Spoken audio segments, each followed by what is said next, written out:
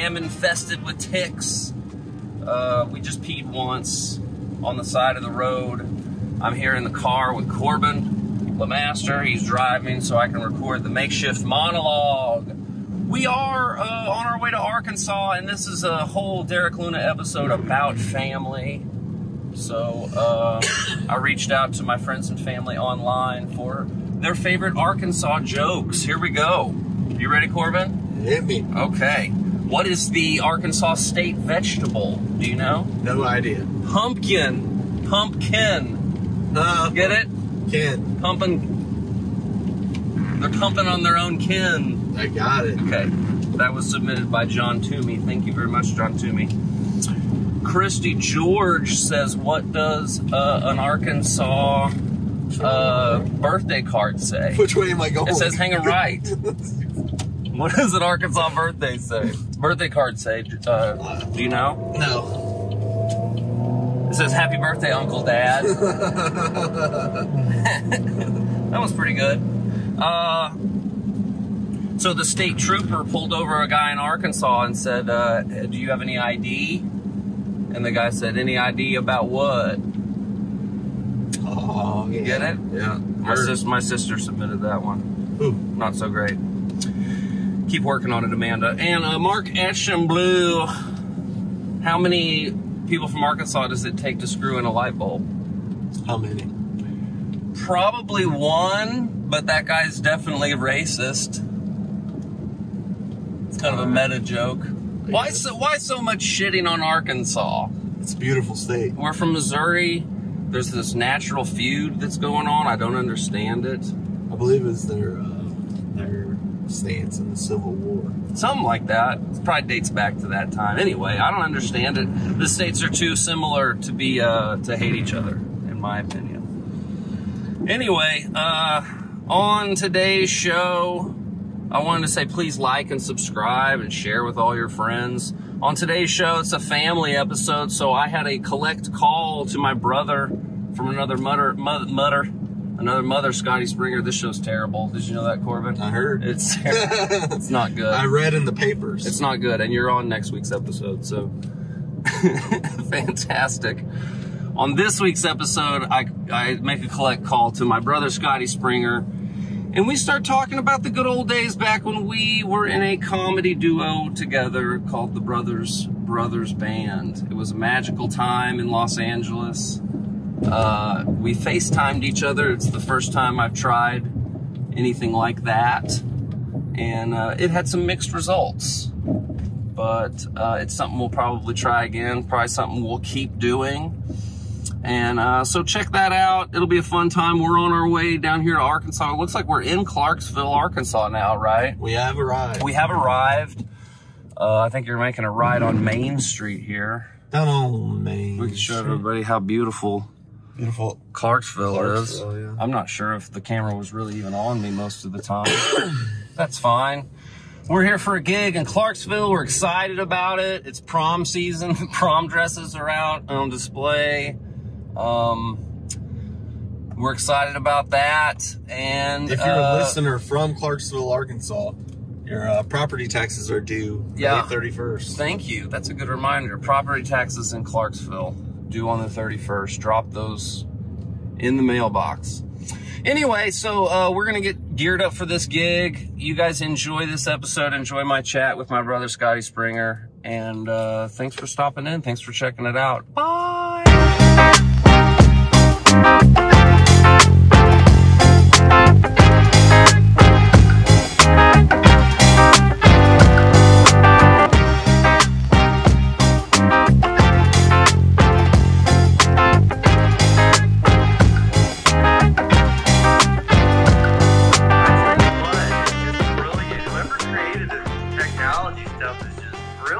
It's hard. Yes, I'm kind of flaccid, but yeah, most of the time. What's up? What is up, my brother? You look nice. You don't age. It's all those Marlboros, you know that. I love that. I miss that. Man, I tell you what. If I found out I was going to die tomorrow, I'd go straight and buy a fucking carton. Yeah, right at that point, who cares? Yeah, exactly. Live their best life. Man, what up? So you're a dad now? That's true. Wow. You know this. That's true.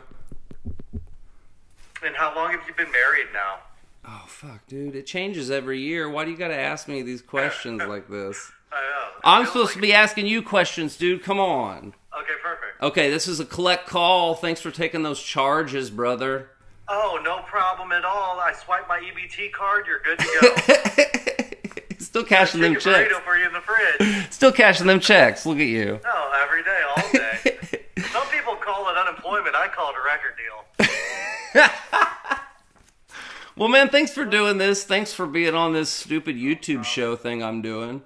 I love this. I wanted to have you on, man, because I keep getting, I'm out doing my comedy thing, and I keep getting asked, of course, people want to know, like, hey, how'd you get started? How long have you been doing comedy?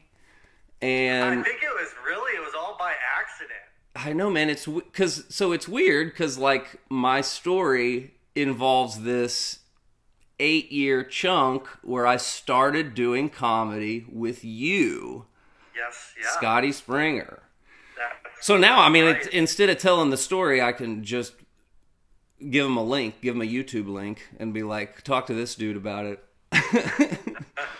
But it's a weird story, right? I mean, this is, every time I tell it, I realize, like, it's really strange. Nobody starts doing comedy like the way you and I did. It's insane. Man, I mean, if you really dig down and you go back to, like, the root of everything, it's like around 2009, 2010-ish. Yeah, I mean, we couldn't nail down the exact year. We we were talking about it. We were like, I don't know, man. Everybody was struggling. And the fucking economy just took a shit. And you know how it is. This world isn't that big. And a mutual friend of ours, Brandon Sammons, is the one that eventually brought us together. Shout out Brandon Sammons. Huh? Shout out Brandon Sammons. Yeah, exactly. Sorry, I interrupted. Little teddy bear. He's doing fantastic. But he brought us together, and me and you hit it off since day one. And then, we're all just grinding and hustling. And really how the band started was I basically became homeless. Hold on. Stop right there. Okay. Because you were in a band with Sammons. Correct. I was in a rock band with him. Yep. Because this is the interesting part to me, right? Yes. You were out there to do music, mainly was the focus? Yeah, so when I was in a boy band as a kid growing up, I moved out here to kind of do, like, my own thing, like, do some solo stuff, and then... What was the name of the boy band? I gotta have it. Hugs and Hand Jobs. No, it wasn't Hugs and Hand Jobs. It was. No, it was called First Class with a K. First Class with a K. Yeah, we're lying. Dude, we had the dance moves.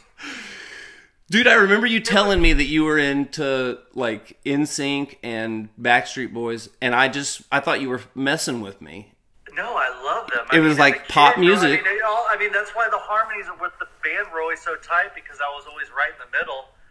But, yeah, I did, like, the boy band thing as a kid growing up, and, like, we had a lot of good success back in St. Louis, and, like, everybody was cool being hometown heroes, and then I was like, man, it's just, Missouri, no place like home. Love my friends and family, but it's, the typical 9 to 5 on the grind. Work Monday through Friday, party on the weekends, recharge yourself Sunday. And I wanted more out of my life. And I'd never been out here, so my buddy Keith was like, dude, I'm going to move out here, come out here. If things don't work out, you can always go back home. And this December has been 20 years. 20 years. Which is half my life. 20 years in Los Angeles. 20 years in Los Angeles, Mom. I made it. Yeah. Is it still on fire? It was on fire when I left. It's always on fire. It's like a barbecue pit. It's like, is it on fire? Are we smoking today? Yeah, we're good. But it's been raining for the past 2 months, so I don't want to hear shit about a drought. Yeah, right? Yeah. So I'm in a similar boat with that. Like, I'm coming from Missouri, southern Missouri. You're from O'Fallon. I'm from near Springfield, Missouri. Oh, yeah. So, and I had been in a band. I had done music. I'd also been a theater major. Yeah, for sure. So we're moving to Los Angeles, and neither one of us is focused on comedy at all, is my point. Dude, comedy wasn't even in my mind. Like, it was like, you know, my whole life, like I put in, I'm gonna, you know, I've kind of piggybacked off people to try to like help carry me the way. I feel like most of my life I've been just a little too nervous to invest in myself. But, you know, you live and learn. That's the greatest thing about life, and that's the greatest thing about Los Angeles is, you know, it's the fittest of the fittest. So me and you both came here just wanting better lives for ourselves. Yeah. And I just think that's interesting because people move to Los Angeles who have been thinking about comedy since they were like 8 years old, you know, like, and this was not our dream necessarily. Like, you know what I mean? That's weird. I always acted like a fucking idiot my whole life, so people thought I was comical, but like, never was I like, oh man, I'm gonna get behind a microphone in front of a couple hundred people and the rooms be silent and be like, we're gonna build a set and try to make these people laugh. Yeah, it's just pretty odd. I just want to point that out. You were way ahead of me. At least in my head, you were playing. I mean, I saw you guys go play at the Viper Room. Like, my buddy's at the Viper Room. I knew you were a super talented guy. Thanks, man. I mean, music, vocally so good. It's been pretty productive. I mean, we did a lot of things. Luckily for me, I got hired on to a previously signed rock band that was already very tight together. And basically, I was a hired gun where they had a bunch of material, and we had we knew a bunch of decent people that booked around town. So, I mean, like you said, the Troubadour, the Viper Room, I mean, opening up for Steel Panther back in the day. Oh, yeah. Club. Oh, hell yeah.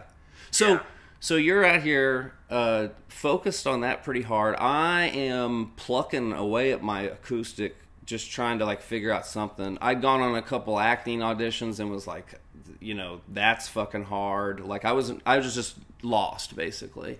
And you were in a rock band, but when you were out here at the beginning, you were trying to do folk music, right? I had an acoustic, and I was really into like James Taylor and Bob Dylan and anyway, so then picking back up where you were at, like you said, you became homeless.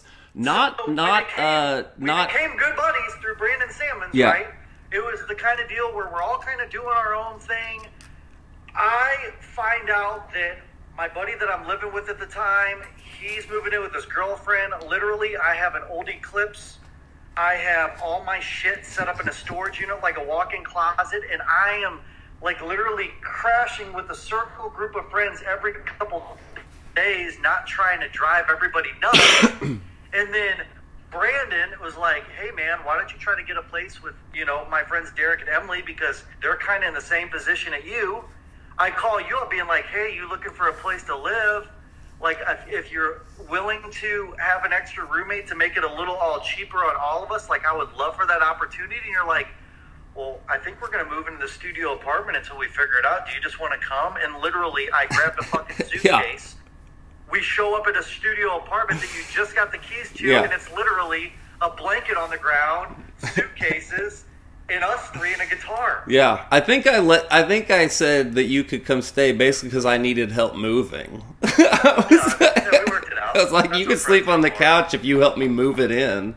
So in this time, in a couple weeks, like the first few weeks, because I think we were in the studio apartment before we moved to another apartment for like a month, and I don't remember if me and you were working at the time or if like we were in between jobs or working odd jobs, where a lot of the time it was just me and you sitting around smoking weed, and you're in the corner playing fucking folk songs while I'm smoking weed, and I'm like,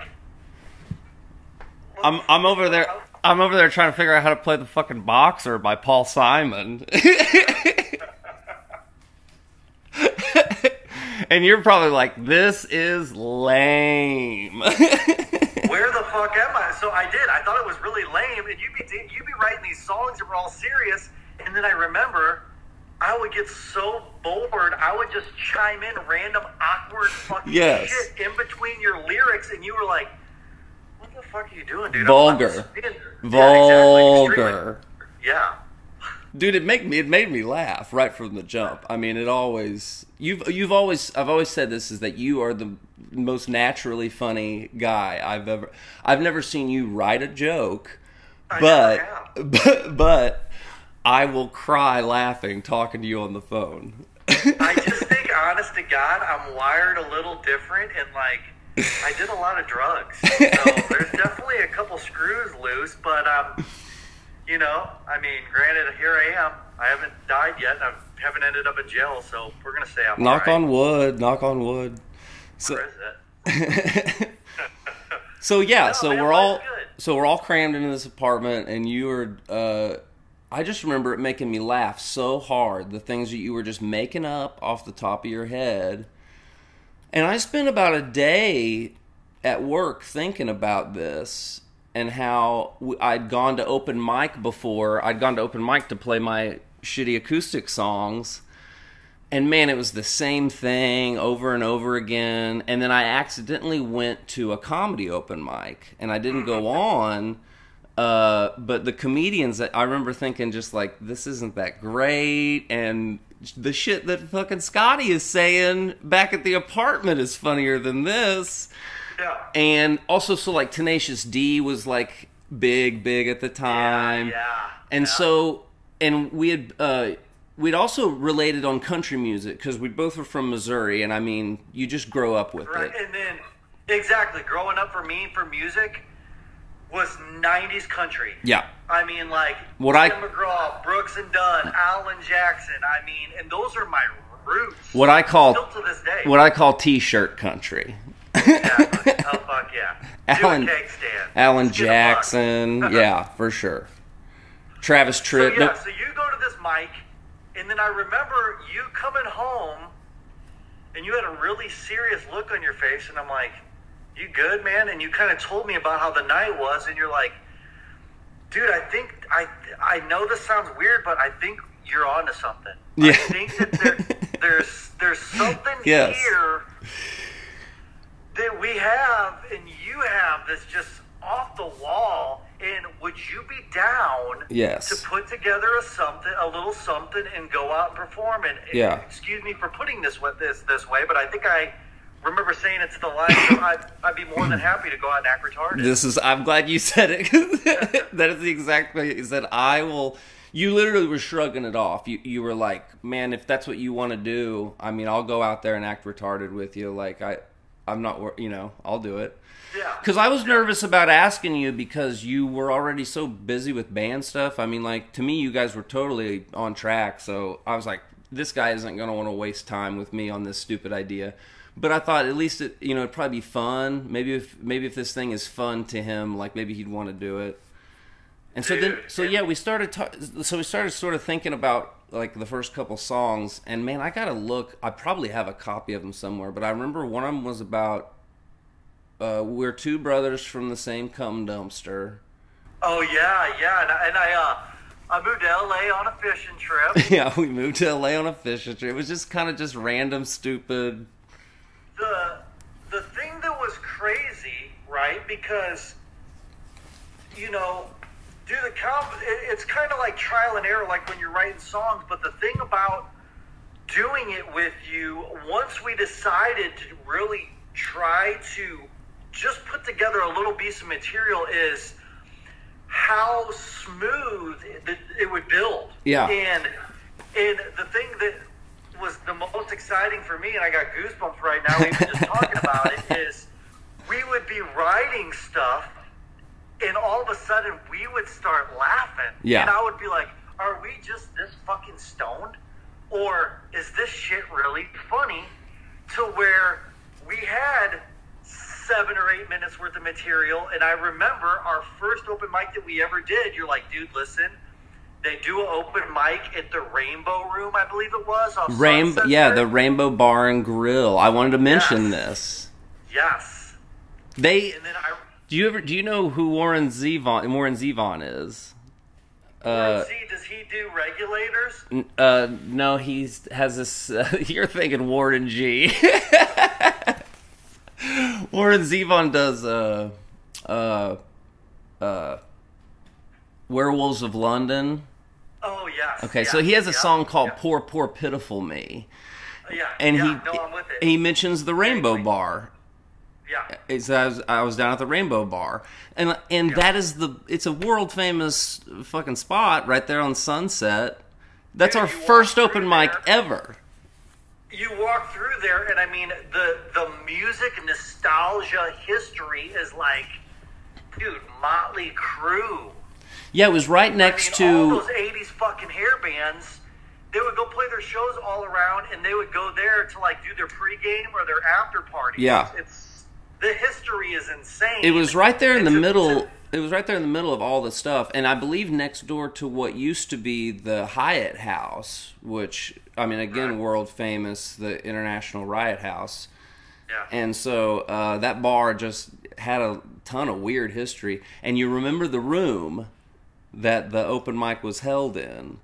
Yeah, because I remember, like, everybody stood up top, yeah. And then you went down some stairs, and it was down below, so literally you're performing, but you're looking up almost like they're on a balcony, yeah. And everybody's just sitting there like this, grilling you. It was like performing in the hull of a ship. Oh, God. It was weird. It was awkward. Yeah. Awkward.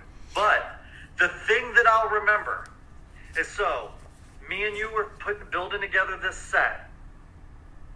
We put together this persona, right, of like the Brothers band. We build the foundation of it, and we go with this little bit of material. And before we perform, I remember it was about 45 minutes to an hour, and people were getting like around 5 minutes, and we're watching act after act after act, and you're getting a lot of clapping. Yeah. Then we go down. They call our name. Yeah. Brothers band. We got our first rough outfits on that we pictured that we were going to do, yeah. To kind of take us out of being Derek and Scotty and going into Jed and Leland. I think it was just like cut off T-shirts and just white trash looking stuff. I had a bolo tie that I think you made out of a phone cord because the end of it you could plug in. That was a little bit later, even. I mean, that first, I think we were just wearing old T-shirts that first trip, but it was pretty quick. And I did make that out of Ethernet cable and a credit card I cut into the shape of Missouri. For sure. I still have it in a trunk somewhere. The original first bolo tie. So they call the Brothers band. We go down there. Looking up on top of us, there's probably 50 to 60 people. Yeah. They're silent. I don't even think we plugged in. I think we just raw dogged it. Yeah. And I look at you, and you look at me, and then I just remember the chugs. Yeah. And I remember the body movements. And I remember it was like a fucking flash how fast we performed. You know how it is when you're on stage. Yeah. It's like everything you've been working for. But this is when I knew that we had something special. Unlike performing with boy bands, unlike performing with rock bands, because once we show up to places, we never broke character. We were really serious so about it. People didn't know if we were just fucking weird or fucked up or what is this we're looking at. Yeah. And I remember as soon as we got done playing and we walked upstairs, the energy, the way everybody gravitated to us was unlike anything I've ever felt in a boy band. Yeah. Unlike anything I've ever felt in a rock band. And it just gave me this high where I looked at you and you looked at me like, dude, there's something here. Yeah, man. And I've said this, I've made this analogy. Maybe you'll agree with me.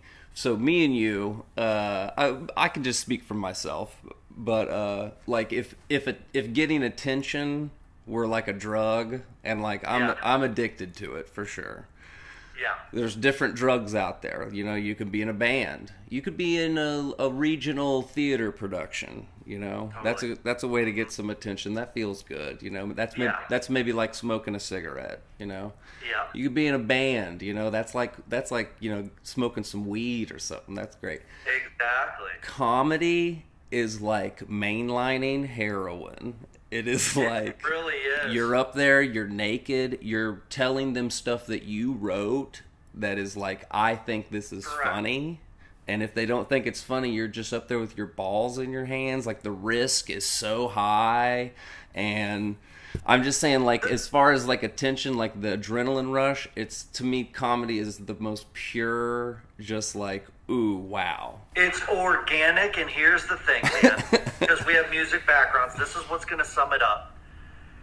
You're going to play a show doing music, and people are going to be like, oh, fuck yeah, they're going to pat you on your back. Let me tell you this right now. You can't fucking fake a laugh. Yes, laugh. You can tell they're real, and there is nothing better, no matter how many fucking stages, no matter how many hundreds of thousands of people that me and you both have played in front of, especially music, compared to a room with a few hundred people silent.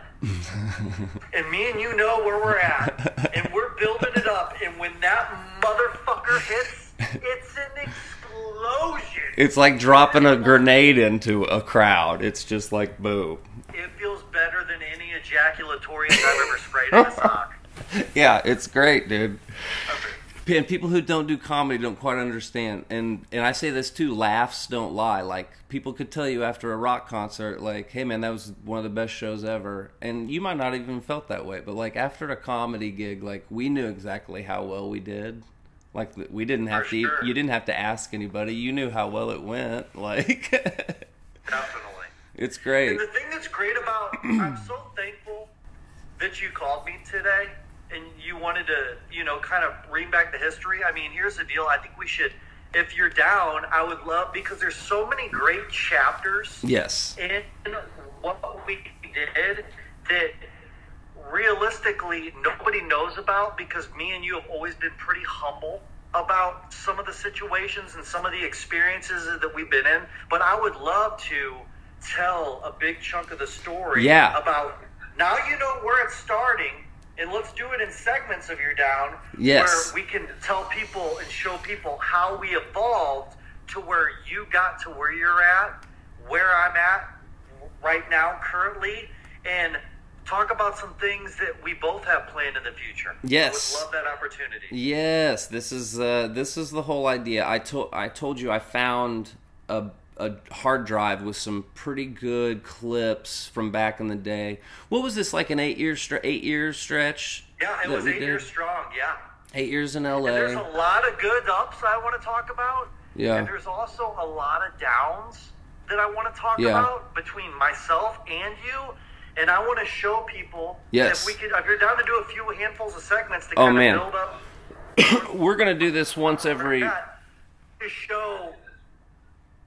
We're gonna do this once every couple months at least, and because it's a fun story and there's lots of craziness that goes on. And this is just what people are hearing right now is just the sprinkling. Yeah, this is where you see the mold, the outline of the mold. And it was wild this first year. The first year, because it's hard for me to even remember it, but this first year, I remember pretty quickly we decided we need to be doing this at comedy open mics as opposed to music open mics. Exactly. And I'm glad we made that decision. 100%, because that's what helped us gauge our performances. Yes. Rather than just going up. And it also showed us, because me and you had no comedy background, especially the people that have done it for a while, how they are building their sets. Yeah. And how they're attacking. So we weren't going up there and just singing songs. Yeah.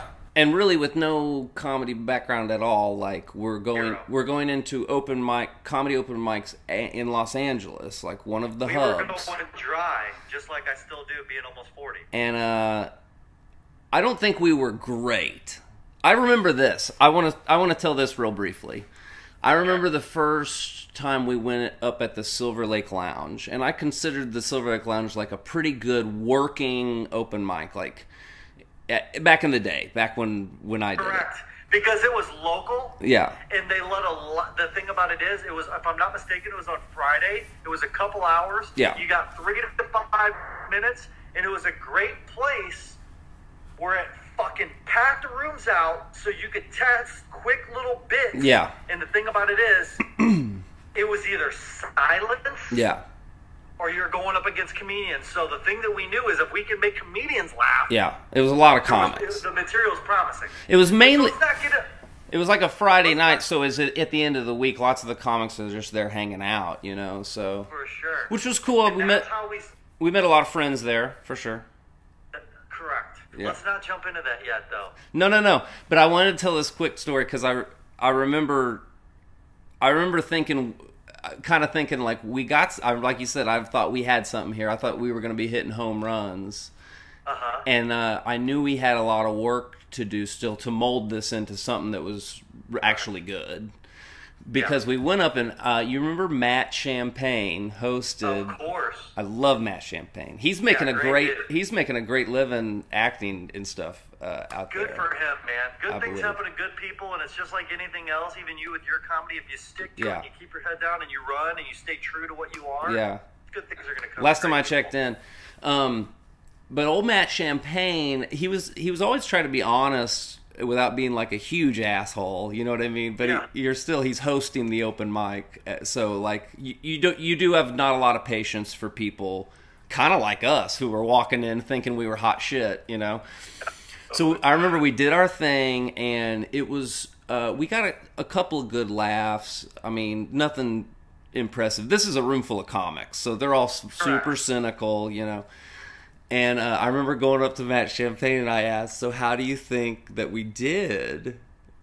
You know, because at this point, like, I am curious. Like, we don't know anything about what we're doing. No. And he said, this is probably one of the nicest ways to put it. He said, man, you really got everybody's attention. He said, the next step is to make them laugh. Like, to say, like, you only made them laugh a little bit. But we did have the whole room, like, real quiet, you know, being like, what is this, you know? Yeah. I just remember that and thinking, I think he's right. Like, I think we have a long way to go. I mean, this was way early. The beginning, I remember. And so we're working on this thing in Los Angeles, which is just the wrong way to do it, bud. That's not, you're supposed to move out there with a well-honed act, you know? Correct. The thing about it is, if we're going to get to it, but we did not know at the time, but some of the people that we were running the circuits of open mics in little shows locally right now in today's day and age have turned out to be some of the biggest comics in the fucking world. Yeah. And we were right there with them. But listen, I know that we've been talking for over a half hour. I love you. We got to save some meat on the bone, my man. Oh, for sure. You got to circumcise a little bit, but you got to leave the shaft in the ball. For sure. I thought this was a perfect... At least once a month. Yes. I thought this was a perfect intro. Oh, shit. Am I losing you right at the end? I don't know if we cut out your froze. Oh. Say that again, my man. I love you. Let's do this once a month. Let's pick up where we left off. Pick up where we left off. For sure, man. I will. I'll be in touch. Thanks for accepting the collect call. Thanks for doing this. I can't wait to start digging in. Start making notes. Anybody watching that has ever supported the Brothers band, I hope you know how much we all still love you. But here's what I want everybody to know, and this is how I'm going to send it off. The band's not done. There's a couple tricks up my sleeve and a couple tricks up your sleeve that I feel like we're going to get to it. It was nice to take a breath, but the thing is, brothers will always be brothers. Brothers are always going to be brothers. And even though this world's gotten a little uptight, I don't give a fuck. I'm going to make it awkward. I'm going to make fun of everybody. And at the end of the day, I want everybody to know we love them. So, I love you. Hey, call Mama. She misses you. Oh, yeah. She does. All right. Later, buddy. She does. Call her collect. She won't answer. Later, buddy. I love you. Love you.